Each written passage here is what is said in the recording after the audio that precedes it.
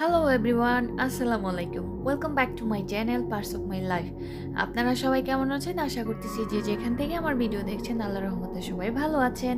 জি আলহামদুলিল্লাহ, আমরাও ভালো আছি। তো আজকে আমি চলে এসেছি আপনাদেরকে নতুন আরেকটা রেসিপি দেখানোর জন্য, আর এটা হচ্ছে মাওয়া রেসিপি।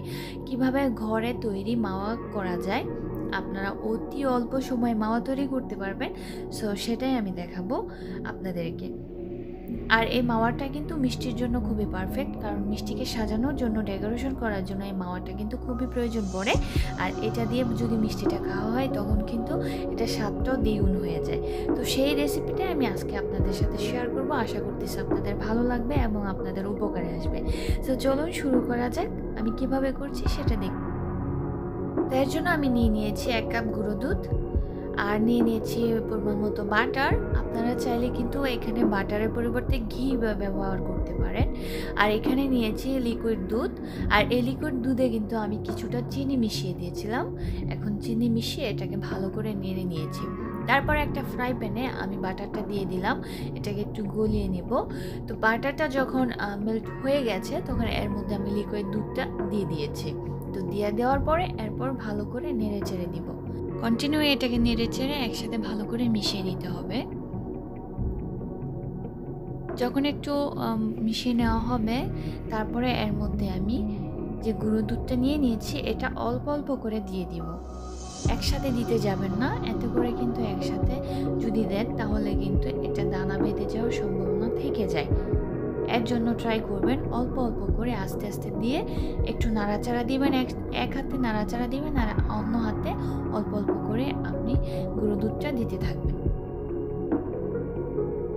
দেখতেই পাচ্ছেন আমি কিভাবে করছি। আর চুলার আঁচটা যেন কখনোই হাই না হয় এটা খেয়াল রাখবেন। লো ফ্লেমে এটাকে ভালো করে আস্তে আস্তে করে দিবেন, নাড়াচাড়া করতে থাকবেন। দেখবেন অল্প কিছু টাইমের মধ্যে 2 মিনিটের মধ্যে এটা একটা থকথকে ভাব চলে আসে।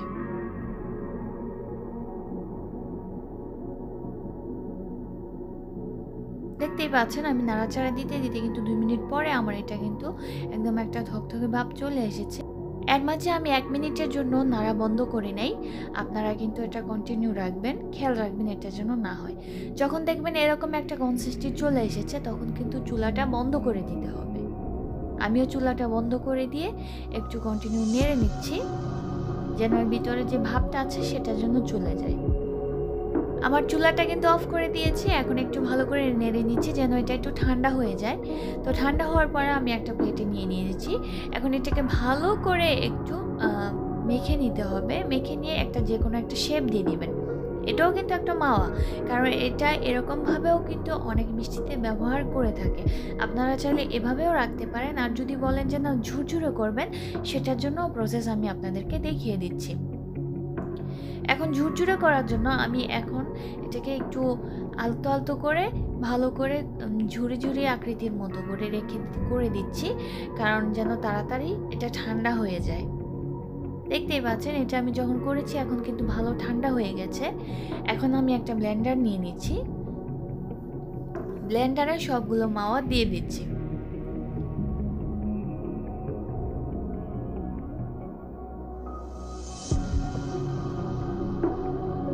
এখন এর মধ্যে আমি পরিমাণ মতো গুঁড়ো দুধ দিয়ে দিব, এটা ঝুরঝুরে করার জন্য। এখন আমি ব্লেন্ড করে নিব। 2 মিনিট লেগেছে ব্লেন্ড করার জন্য। দেখতেই পাচ্ছেন এখানে খুবই পারফেক্টলি ভাবে মাওয়া তৈরি হয়ে গেছে। আমি ব্লেন্ড করার পরে এটা চালুনি দিয়ে কিন্তু চেলে নিয়েছিলাম। একদম ঝুরঝুরে দোকানের মতো পারফেক্ট নিজের ঘরে তৈরি মাওয়া আপনারা কিন্তু এখন নিজেরা ঘরেই তৈরি করতে পারবেন। সো আশা করতেছি আমার ভিডিওটা আপনাদের কাছে ভালো লাগবে। যদি ভালো লেগে থাকে অবশ্যই কিন্তু লাইক এবং কমেন্ট এবং শেয়ার করতে ভুলবেন না। আর যারা আমার সাথে অলরেডি সাবস্ক্রাইব করে আমার সাথে আছে তাদেরকে সবাইকে অসংখ্য ধন্যবাদ জানাচ্ছি। এবং যারা নতুন আছেন আমার চ্যানেলে অবশ্যই কিন্তু আমার চ্যানেলটা সাবস্ক্রাইব করবেন এবং আমার পাশে থাকবেন। সবাই ভালো থাকবেন। আজকে বিদায় নিতেছি। আল্লাহ হাফেজ। আসসালামু আলাইকুম।